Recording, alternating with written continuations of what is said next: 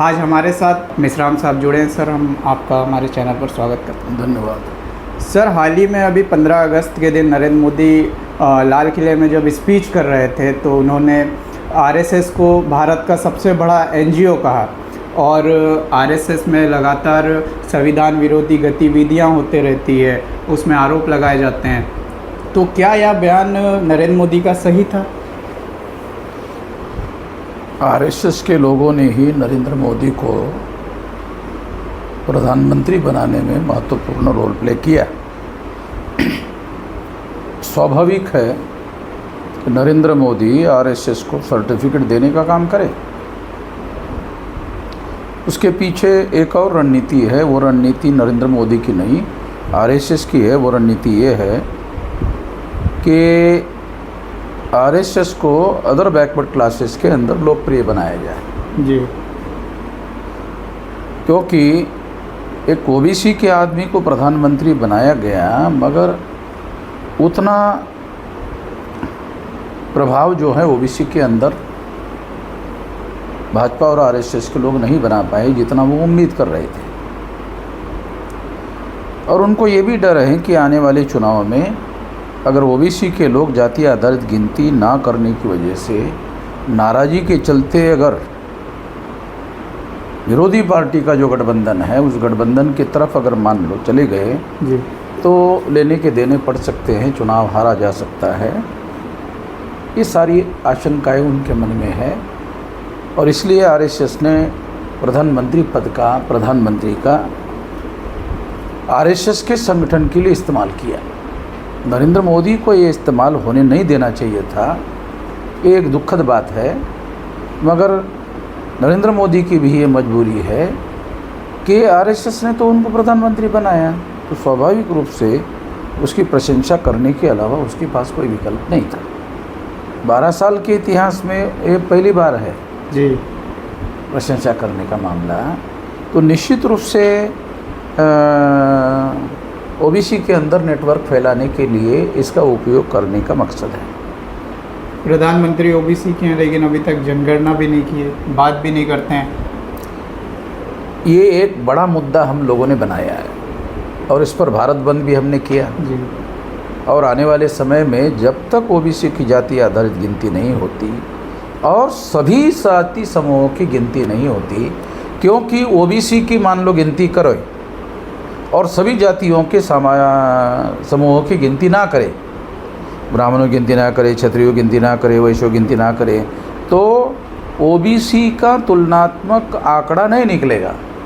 तुलनात्मक आंकड़ा निकालने के लिए सभी जाति समूहों की जाति आधारित गिनती होना जरूरी है, तभी तुलनात्मक आंकड़ा निकलेगा कि ओबीसी की संख्या कितनी है जी। केवल इसलिए हमारी डिमांड केवल ओबीसी की जाति आधारित गिनती का नहीं है, बल्कि ओबीसी के साथ साथ सभी जाति समूहों की गिनती होनी चाहिए।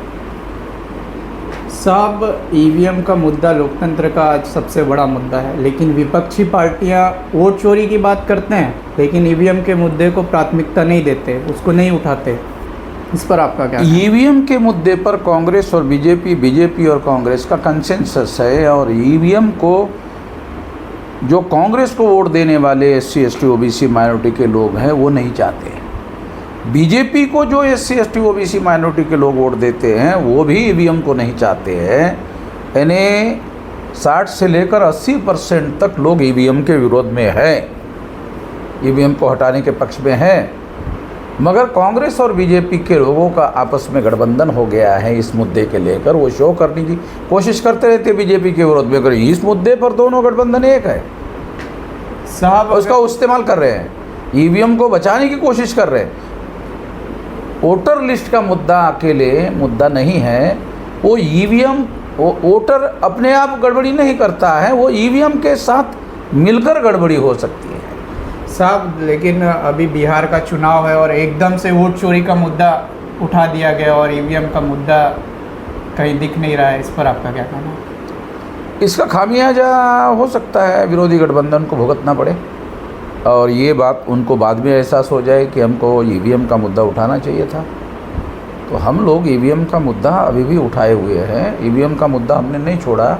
ईवीएम अगर हटेगी तो वो हमारी वजह से हटेगी, जब तक ईवीएम रहेगी हमारा ये आंदोलन बढ़ता रहेगा। 2030 तक 6 लाख गांव का संगठन ईवीएम नहीं हटेगा तो हमारा आंदोलन 6 लाख गांव का आंदोलन हो जाएगा, तो अभी और 15 लाख बूथ का हो जाएगा। अभी और आगे आप ईवीएम को लेकर कोई आंदोलन करेंगे?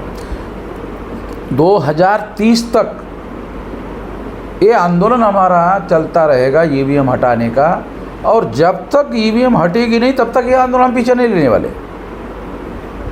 साहब, अगर बात करें कि मुसलमानों पर आए दिन अत्याचार होते हैं, हाँ, मुसलमानों के ईदगाह को गिराया जा रहा है, या उत्तर प्रदेश में नेपाल के बॉर्डर में लगातार बुलडोज़र के माध्यम से इबादगाहों को गिराया जा रहा है, और मध्य प्रदेश में भी ऐसी घटनाएं आई, तो इस पर आपके संगठन का क्या एक्शन प्लान है?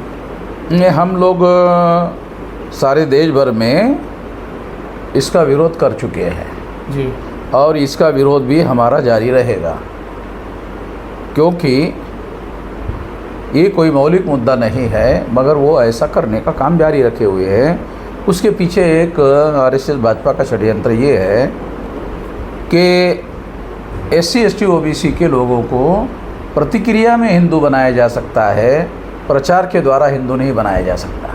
जी, क्यों प्रचार के द्वारा हिंदू नहीं बनाया जा सकता? क्योंकि ब्राह्मणों के पास हिंदू धर्म के उसका वास्तविक नाम ब्राह्मण धर्म है, और ब्राह्मण धर्म के जो महत्वपूर्ण सिद्धांत है वो है वर्ण व्यवस्था, जाति व्यवस्था, अस्पृश्यता, आदिवासी को सेग्रीगेशन, महिलाओं की दास्ता और शूद्रत्व OBC के ऊपर थोपा जाना। ये जो सिद्धांत है, ये सिद्धांत का वो प्रचार नहीं कर सकते जी। इसीलिए हमेशा मुसलमानों को टारगेट बनाकर प्रतिक्रिया में SC ST OBC के इग्नोरेंट लोगों को हिंदू बनाने का काम कर रहे हैं। ये मुसलमानों का विरोध करने का कार्यक्रम नहीं है, बल्कि ये SC ST OBC को हिंदू बनाने का कार्यक्रम है। क्योंकि हिंदू वो है नहीं, SC ST OBC के लोग हिंदू नहीं हैं। इसको मुसलमानों के विरोध से प्रतिक्रिया में हिंदू बनाने का कार्यक्रम, और देश में हिंदू मुसलमान का। हाँ, इसी वजह से हिंदू मुसलमान का मामला खड़ा करते रहते। अभी हाल ही में मालेगांव महाराष्ट्र में जो अभी तो ये हो गया कि SC ST OBC को ये जागृति हो गई है जी, तो अभी मुसलमानों के विरोध में लड़ने के लिए SC ST OBC के लोग मैदान में आने के लिए तैयार नहीं, हमारी वजह से ऐसा हो रहा है। तो इसलिए अब ब्राह्मणों को मैदान में उतरना पड़ रहा है जी। ब्राह्मण कभी मैदान में उतरते नहीं थे, SC ST OBC को मुसलमानों से लड़ाते भिड़ाते थे, मगर अब SC ST OBC मुसलमानों के साथ लड़ने भिड़ने के लिए राजी नहीं है, तो इसलिए ब्राह्मणों को मैदान में उतरना पड़ रहा है। साहब, अभी महाराष्ट्र में मालेगांव में जो बम धमाके हुए थे, उसमें जो मुख्य आरोपी थे प्रज्ञा ठाकुर और दयानंद पांडे सहित अन्य आरोपी, उनको कोर्ट ने रिहा कर दिया है।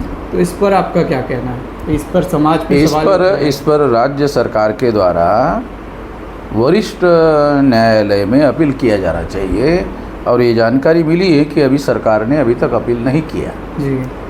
अगर सरकार अपील नहीं करती है तो मालेगांव के लोगों को चाहिए कि वो अपील करने का काम करे। ये मामला हाई कोर्ट, सुप्रीम कोर्ट तक लेके जाना चाहिए। साहब, उसमें कोई ठाकुर है, कोई ब्राह्मण, अधिकतम ब्राह्मण लोग ही हैं उसमें। हाँ हाँ। साहब, हमारे चैनल के माध्यम से आप हमारे चैनल के जो दर्शक हैं उनको क्या अपील देना चाहेंगे इस समय? इसमें सबसे बड़ा हमारा अपील ये है कि अपना संगठन बनाना चाहिए, अपनी जागृति करना चाहिए, अपनी संगठन शक्ति का निर्माण करना चाहिए। जब तक हम अपनी संगठन शक्ति का निर्माण नहीं करते हैं, हमारी समस्याओं का समाधान दूसरे लोग नहीं कर सकते। दूसरे लोगों के ऊपर हम लोग ये जिम्मेदारी नहीं थोप सकते कि आप हमारा कल्याण करो। जो हज़ारों साल से हमारे विरोध में काम करते रहे हैं, जिन्होंने हम लोगों को, OBC के लोगों को शूद्र बनाया और शेड्यूल कास्ट के लोगों को अछूत बनाया, आदिवासियों को जंगली बनाया, उन लोग बनाने वाले लोग हमारी मुक्ति करेंगे, हमारा विकास करेंगे, ये उम्मीद करना गलत बात है। जी, धन्यवाद। आपने अपना बहुत ही कीमती समय दिया।